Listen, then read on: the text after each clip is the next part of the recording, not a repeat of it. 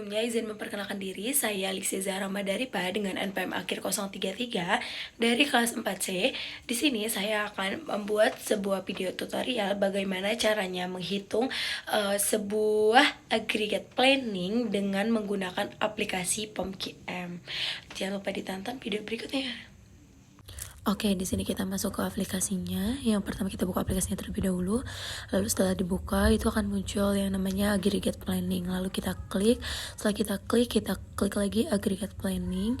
Dan di sini title-nya kita isi dengan aggregate planning. Lalu di sini kita isi bulannya, bulan Januari, Februari, dan Maret dan April. Lalu kita klik OK. Lalu setelah diklik pasti akan muncul tampilan seperti ini. Nah, di sini kita mulai isi terlebih dahulu pada bagian demand dengan data yang sudah kita punya. Nah, di sini saya menggunakan data pada materi pertemuan 12. Lalu, setelah kita isi yang bagian demand, kita isi juga yang bagian regular time capacity. Nah, kita isi dengan nominal 2000. Nah, ini merata ya teman-teman, 2000 itu sampai bawah. Nah, setelah selesai mengisi yang 2000 ini, jangan lupa value-nya juga diisi. Nah, di sini aku tinggal salin aja. Kita masukin. Nah, setelah selesai kita masukin.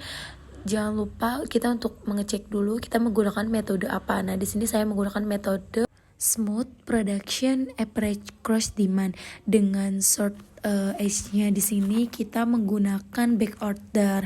Lalu kita klik solve, lalu muncullah di sini hasil yang dimana hasil total cost-nya di sini itu 43.375 US dollar. Nah, di sini terlihat bahwasannya ada 1.500 dengan 2.000 regular time capacity itu menghasilkan regular time production-nya itu 1.425.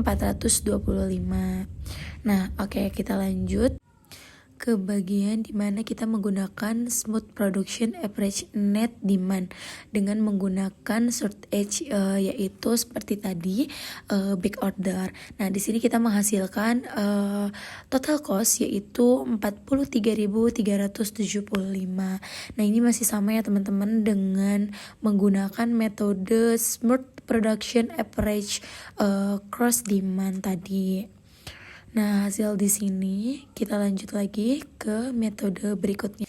Kita masuk lagi ke edit data, lalu kita pilih pada bagian metode dengan menggunakan metode apa nih teman-teman. Kita lihat ya sebentar.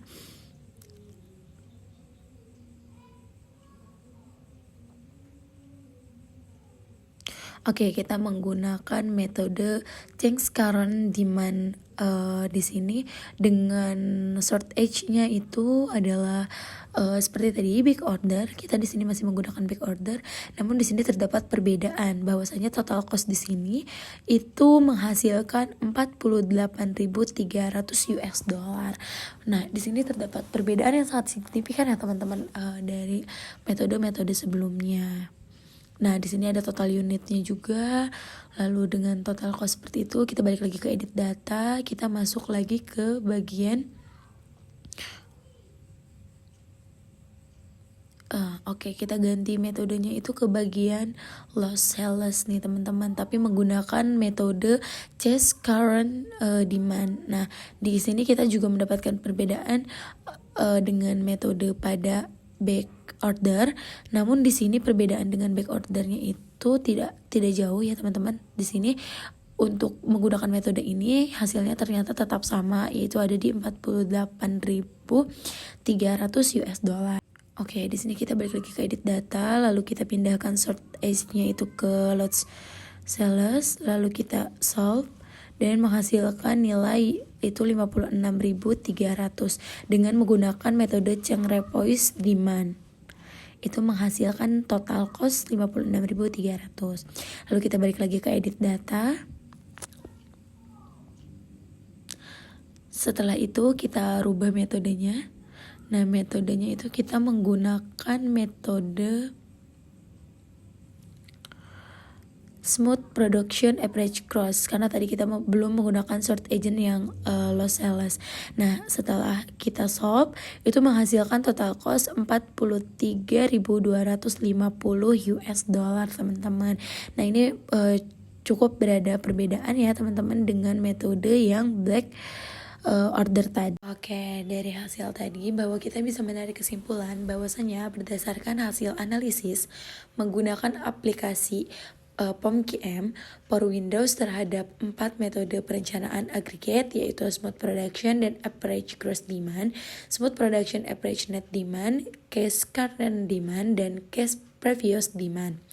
Dapat disimpulkan bahwasanya metode Smooth Production, Gross, dan Net Demand ini merupakan pilihan yang paling efisien dari segi biaya karena menghasilkan total biaya terendah yaitu sebesar 43.375 US dollar dengan hanya 4 unit short age-nya saja dan juga inventory akhir sebesar 1,25 unit yang masih dalam batas wajar. Nah, di sisi lain, metode Case Current Demand ini juga unggul dalam hal ketersediaan barang karena mereka mampu memenuhi seluruh permintaan tanpa short age dan menghasilkan inventory akhir tertinggi yaitu sebesar 7,75 unit.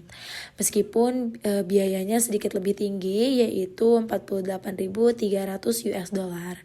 Sementara itu, metode Case Previous Demand menjadi yang paling tidak efisien karena menghasilkan biaya tertinggi sebesar 67.600 dengan tingkat short age yang sama seperti Smooth Production namun tanpa inventory akhir. Nah, oleh karena itu jika tujuan utama adalah efisiensi biaya dengan toleransi short age yang rendah, maka metode Smooth Production adalah pilihan terbaik. Namun, jika prioritasnya adalah pemenuhan permintaan secara penuh tanpa kekurangan, maka metode Case Current Demand lebih layak dipertimbangkan meskipun sedikit lebih mahal.